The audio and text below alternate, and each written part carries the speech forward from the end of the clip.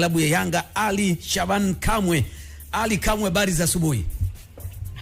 Habari za asubuhi nzuri Juma, vipi hali? Bwana salama kabisa, tuko na wewe hivi sasa moja kwa moja hapa kupitia Crown Sports. Na Ali, jana mmepata sare lakini ni kama timu haijacheza vizuri kabisa. Watu wameshangaa nini kimewakumba Yanga hapa katikati.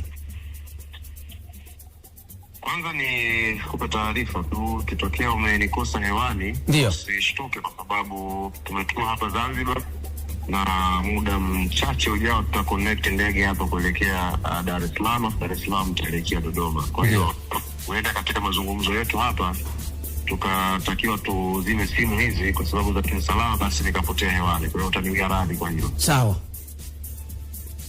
Jana tumemaliza mchezo wetu, alhamdulillah tumepata pointi moja. Of course mechi haikuwa vile ambavyo mashabiki, wanachama na wapenzi wa klabu yetu walikuwa wakitarajia, kwa maana twende kupambana tupate matokeo mazuri, lakini tumepata pointi moja. Pointi muhimu sana kwenye mbio zetu za ubingwa, na ni pointi ambazo ukifanya comparison na season ili ndio aina mechi ambazo tulikuwa tunapoteza. Kwa hiyo mimi naamini kabisa tumeshavuka kwenye kile kipindi kigumu ambacho tulikuwa nacho, na inshallah mechi ya Mtibwa tutaanza safari nyingine ya kutetea ubingwa wetu wa ligi kuu msimu huu. Na Ali, wachezaji wanaumia sana, majeruhi yanaongezeka. Shida ni uchovu ama shida ni nini? Wataalamu wanasemaje? Unajua kuna hoja nyingine Juma, ni watu wa mpira ambao mko kwenye mpira na wachambuzi wa kutosha hapo studio.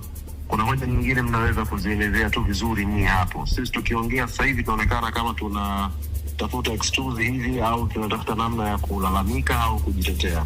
Hakuna mchezaji mpira duniani anayecheza mechi less than 72 hours akawa kwenye shape yake ya kawaida. Hayupo mchezaji duniani. Na sio klabu ya Yanga tu, duniani huko ameshatokeza incidents mbalimbali. Nakumbuka na season mpaka Carlo Ancelotti alitishia kabisa peleka timu kwenye mechi za La Liga mpaka mjimbo itapokuwa limefanywa kazi.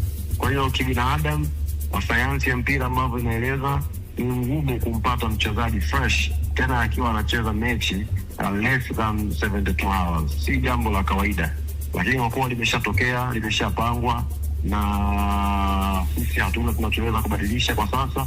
We have to fight. Kwa tukipata pointi moja katika hali kama hiyo, tunamshukuru Mwenyezi Mungu, as long as hatujaangusha point na tunasogea mbele tu kileleni, na mimi tunakwenda kufanya vizuri, na tukipata mapumziko kidogo tu haya tutakuwa kwenye hali nzuri inshallah. Lakini mmefanya jitihada yoyote labda hata kuzungumza na mamlaka kuomba ratiba imekuwa ngumu?